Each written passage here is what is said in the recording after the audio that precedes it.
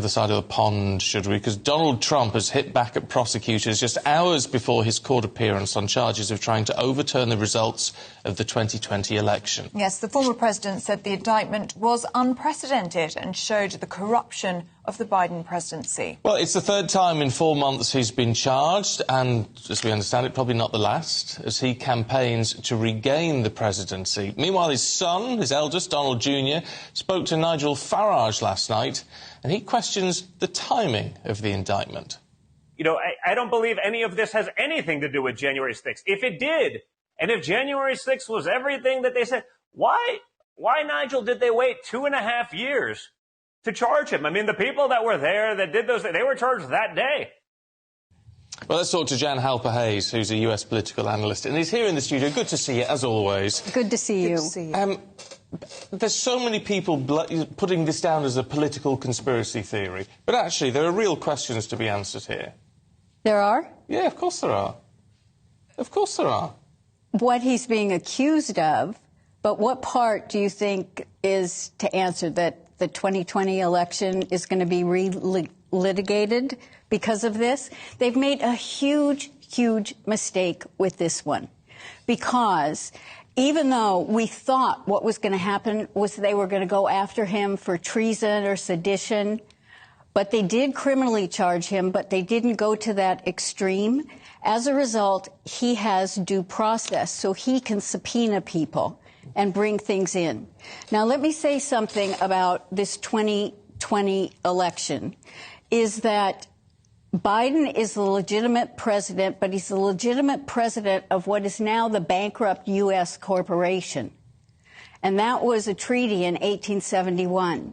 Well, on September 12, 2018, Trump created an executive order. Within that, he outlined in future elections any kind of foreign or domestic interference, specifically for the 2020 election. So we say, how did he know some of these things were going to happen? Election integrity on both sides of the aisle is tough. It's really tough. But what this has done is it's opened the door for Trump to present his case. Well, that's a good thing, isn't it? Because, what we see on this side of the pond is a very difficult situation where the legal system is politicised in the United States, which is abhorrent to us over here. So the fact that Trump can subpoena, some people saying it's a mistake by Jack Smith, but actually he can subpoena, people can actually see evidence from both sides. That's a sensible move. Exactly.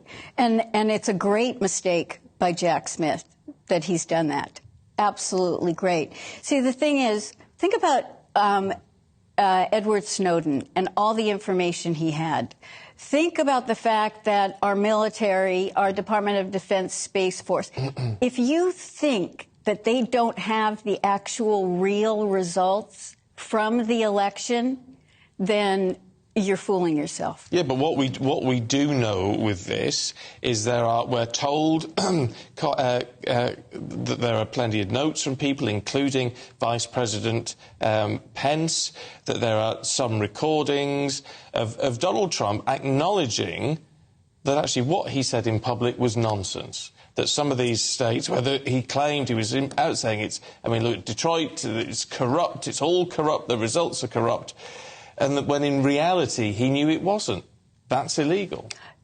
But you know what? That's what someone's claiming, but that's not the fact, and that's not what Donald Trump really has ever said. He's been very, very clear. I mean, the issues were, for example, in Pennsylvania, the Supreme Court of the state of Pennsylvania stepped in and changed some of the election laws. Under our Constitution, it's only the state legislators that can do that. 2,000 Mules, the film that came out, what they did, they spent over $4 million tracking the phones. And the reason it's only 2,000 mules is that based on the visits to the drop boxes in Georgia, they had to have gone over 10 times. And they've got all the film for that. So the thing is that the election integrity is so different and so problematic in every single state, But that doesn't mean that the machines didn't do something, that there were some other kind of finagling, but the long and short... Go ahead. Well, it doesn't, but that's where conspiracy comes in, is it? To say, well, it doesn't mean that something didn't happen. Well, there's no evidence that it happened. I mean, there's how many court cases did the Trump campaign try to bring? Nothing's gone in his favour. Okay, wait a minute. Everyone, the media goes, oh, there were 60 court cases that were rejected. No, there were 3. He won 2, he lost 1. 57 were never heard because they had no standing. And standing means that the person bringing the case has to claim some kind of impact or injury. So it's really, you know, the media did that, and they're great at doing that, but it was a fallacy in there. And the thing is that, you know, I sit on a task force at the Department of Defense, and the thing is, they've got the goods. They've got the goods, and Trump knew that if he presented any of the goods early on, we'd have a civil war, that he really felt that the people needed to see how bad it could get. And that's the sense that we're getting from Trump's lawyer about what his defence is going to be. So this is all going to be based on free speech, the First Amendment in the US Constitution, that he had a right to say what he believed, and he believed that the election results were not as was put out. But the point is, if you live in a democracy and you believe in a democracy, then that means that even if you don't like the outcome of an election, you respect that, because it's a democratic vote. Well, a democratic vote, and so therefore he should be silent about it. No, he has a right to speak, but the issue, of course, is if he then acts to subvert that election result. Oh, so that because you think he's being criticized because in Georgia he said, can you find me 12,000 votes? Or, you know, the thing is, he didn't try to subvert anything. What he's really done is he set up the deep state to come out, and that's why we're seeing all these things.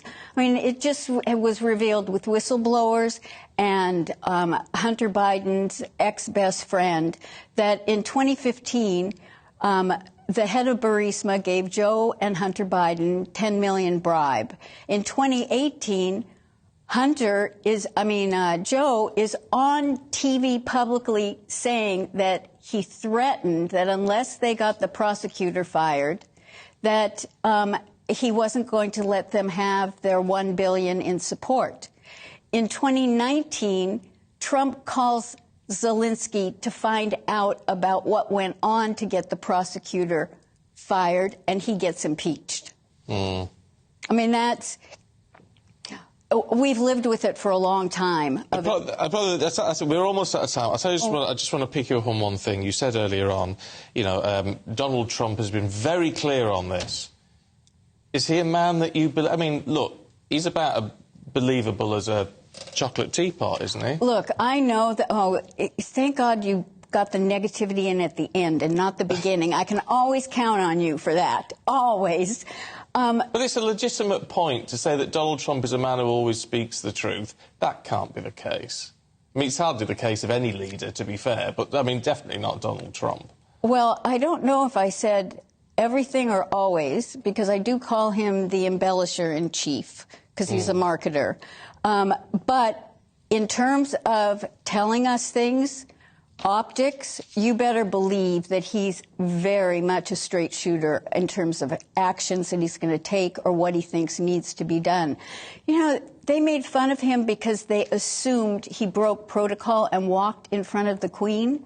No, if you go back and look at it, you will see he looked at her. She gave a wave with her hand. He proceeded. She took a couple of steps, he stopped, and he waited for her to join. That was an optic to tell us that he then was going to bankrupt the U.S. corporation because it was the Vatican, the Crown, and the U.S. that was part since 1871.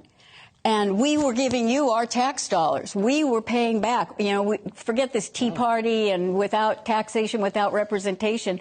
We owed you a lot of money because you helped us in the Civil War. And so that is what Trump has now, he told the Queen, I'm ending this. We're dissolving this corporation. We're going to go back to being a republic, and we'll all be separate.